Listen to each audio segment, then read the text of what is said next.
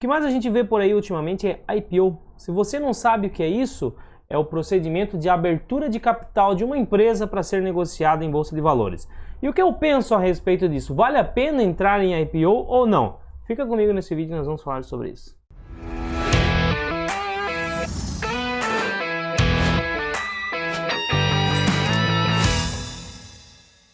Bom, se é a sua primeira vez por aqui, meu nome é Leandro Cabral e esse aqui é o canal 500 Pratas. O objetivo do 500 Pratas é te ensinar a investir em renda variável. Antes de começar, eu queria te oferecer um presente de Natal. O módulo 1 do meu curso, 500 Pratas Lite 2.0, está liberado gratuitamente. Então até o dia 2 de janeiro de 2020, esse módulo está liberado de graça para você lá, tá? Sem custo nenhum, vou deixar o link aqui embaixo. É um módulo que vai te ajudar muito a começar aí o ano de 2020 já com o mindset mudado. E também serve como uma degustação do curso, né? Se você consumir o módulo 1, ver que realmente vale a pena, é o modelo de aula que você gostaria, aí eu te convido a continuar e fazer o curso completo, beleza? Então vou deixar o link aqui embaixo, todo mundo pode acessar, é meu presente de Natal para vocês.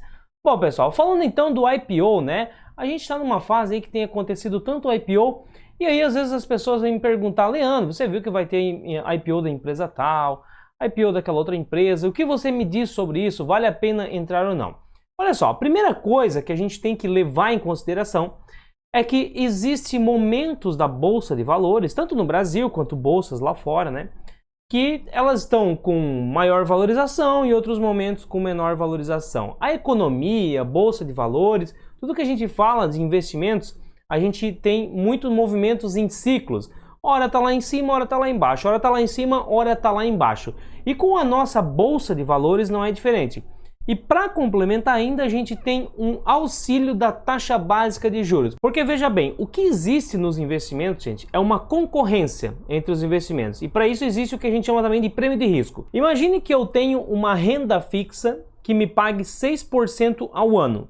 Se eu não conseguir mais que 6% ao ano na renda variável, teoricamente não compensa, né? Eu vou estar correndo um risco maior pelo mesmo retorno. Então, teoricamente, não compensa. É necessário que o retorno que a Bolsa de Valores me proporciona seja um pouquinho maior. Mas aí veja o que acontece. Imagina então que a gente tem lá a Bolsa de Valores me proporcionando um retorno médio aí, né, anual de 8%, sendo com valorização de cota, dividendos, enfim. Ela me proporciona um retorno médio lá de 8% ao ano. E a renda fixa está aqui me proporcionando 6% ao ano. Então eu tenho um prêmio de risco de aproximadamente 2%. Né? Eu estou ganhando 2% a mais para correr um pouquinho mais de risco na renda variável. Mas aí o que acontece? Se a taxa de juros cai de 6 para 4, esse prêmio, essa diferença entre um retorno que eu consigo em um e o retorno que eu consigo em outro, se torna maior. Logo, a renda variável se torna mais atrativa. Então é natural que o capital investido na renda fixa, ele migre para a renda variável. Quando isso acontece, o preço das ações na Bolsa de Valores sobe. Subindo, o retorno é menor. Sendo o retorno menor, eu tive um ajuste do prêmio. O contrário também é verdadeiro. Hoje a nossa taxa de juros está lá em 4,5. Se a nossa taxa de juros ela sobe para 10, a grande parte dos investidores vai preferir tirar o seu capital da renda variável, porque está investindo ali com um retorno talvez de 7, 8% ao ano. Vai ser muito mais interessante deixar na renda fixa. Porque a renda fixa está pagando 10 e o retorno é garantido. Então, se isso acontecer, acontece uma migração de capital da renda variável para a renda fixa. E quando essa migração acontece, o preço das ações na Bolsa de Valores cai. Caindo, as ações acabam tendo um retorno possível maior e o prêmio de risco, mais uma vez, se ajusta. Isso, gente, acontece em qualquer classe de ativo. Aqui eu falei para vocês de renda fixa e ações, mas a gente pode colocar fundos de ações, fundos imobiliários, enfim, qualquer classe de ativo vai existir o quê? Uma relação de risco e retorno. Então, se eu tenho dois ativos com riscos diferentes, mas retornos iguais, é mais interessante que eu invista naquele que tem risco menor. Agora, o equilíbrio do mercado seria o quê? Risco baixo, rendimento baixo, risco alto, rendimento alto. Esse é o equilíbrio que o mercado procura o tempo todo. Bom, Leandro, e o que isso tudo tem a ver com IPO? Olha só, a nossa taxa de juros, há 3 anos atrás, ela estava lá acima de 15% ao ano. E agora ela caiu para 4,5%. Então, durante esse período que ela veio caindo, o capital investido em renda fixa foi sendo migrado para o capital em renda variável e com isso fez com que a nossa bolsa de valores sofresse uma valorização.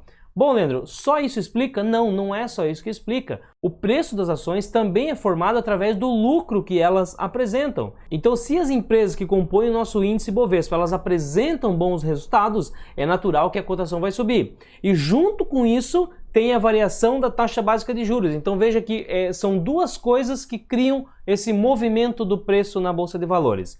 Aí, olha só. Para quem investe no curto prazo, você investe hoje para resgatar daqui a 6 meses, daqui a 1 ano, isso é muito importante. Você tem que pegar essas oscilações. Agora, para quem investe no longo prazo, visando formar uma carteira previdenciária de ações, que é o que eu ensino tanto nesse canal, por exemplo, isso não vai fazer muita diferença, porque o nosso objetivo não é pegar essas movimentações de curto prazo, e sim acumular patrimônio dentro das empresas para que lá no futuro a gente tenha um capital acumulado suficiente para que os dividendos que elas nos pagam, paguem as nossas contas. E aí a gente vai estar aposentado com ações. Então esse nosso objetivo não interfere muito essa questão de eu vejo que o retorno possível das ações não é tão interessante quanto a renda fixa, então não quero investir em ações. Não, isso serve para quem é de curto prazo. E aí entra a questão que eu estou falando do IPO, porque como a gente saiu lá de 16 para 4, o que aconteceu? Parte desse movimento foi responsável por empurrar a nossa bolsa lá para cima. E como o preço das ações agora estão lá em cima, é o melhor momento possível para que uma empresa abra capital. Porque aí ela consegue vender parte do patrimônio dela a um preço interessante. Agora, com a taxa de juros a 15, 16, o valor de mercado das empresas cai muito. Então não é interessante uma empresa vender parte dela, abrir capital na bolsa. É por isso que agora a gente está passando por uma onda. Isso é em ações, em fundos imobiliários também, né? Quando tem a primeira emissão, veja que está acontecendo muito isso. Mas por quê? A taxa de juros está lá embaixo. Então a renda variável ela acaba sendo valorizada nesses momentos para compensar o prêmio de risco. E todo mundo quer vender uma parte, todo mundo quer abrir capital, surge fundos imobiliários de tudo quanto é lado. E aí me perguntam assim, Leandro, e vale a pena entrar? Olha só, depende da estratégia. Se você enxerga um potencial, uma assimetria de curto prazo e a sua estratégia é de curto prazo, é interessante você entrar em IPO, você entrar em ativos que estão abrindo capital agora. Até porque se não fosse isso, não teria como entrar novas empresas, né? Alguém precisa investir. Mas veja bem, gente, estratégia, depende da estratégia. Para quem visa uma carteira previdenciária de ações, acumula patrimônio para viver de renda, que é o que a estratégia 500 pratas ensina, não faz muito sentido investir em IPO. Por quê? Para que eu coloque uma empresa na minha carteira, ela precisa atender às necessidades de uma carteira previdenciária de ações. Então eu preciso que aquela empresa ela tenha uma política de dividendos que me atenda, eu preciso que ela tenha uma governança corporativa que me deixe confortável para me tornar sócio no longo prazo, ou eu preciso que essa empresa tenha projetos que apresentem um potencial de crescimento para lá na frente distribuir dividendos. Tudo isso eu preciso, mas não tem como eu saber se uma empresa que está chegando hoje na Bolsa de Valores, está abrindo capital agora, se ela vai atender todos esses meus critérios. Então por isso eu não entro. Eu não entro porque se eu entrar em IPO, eu estarei especulando. Eu estarei entrando em um ativo que eu não sei qual será a política dela depois de capital aberto.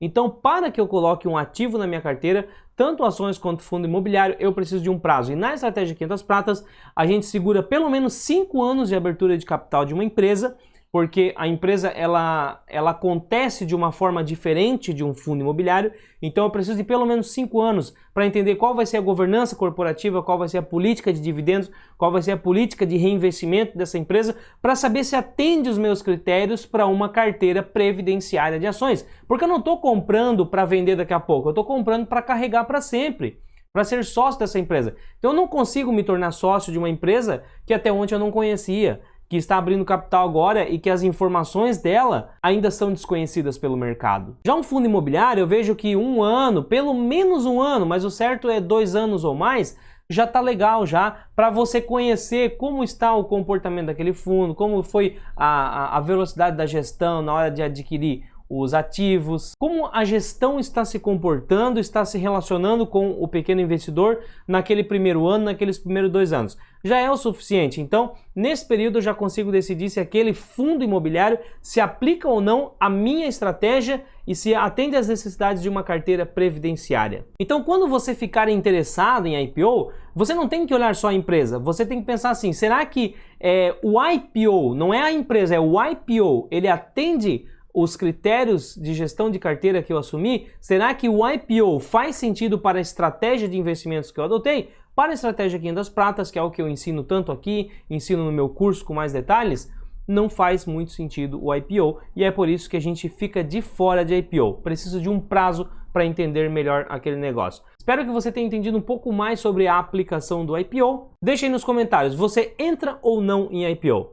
Deixe seu like, se inscreva no canal se não é inscrito e compartilha esse vídeo. Até a próxima aula.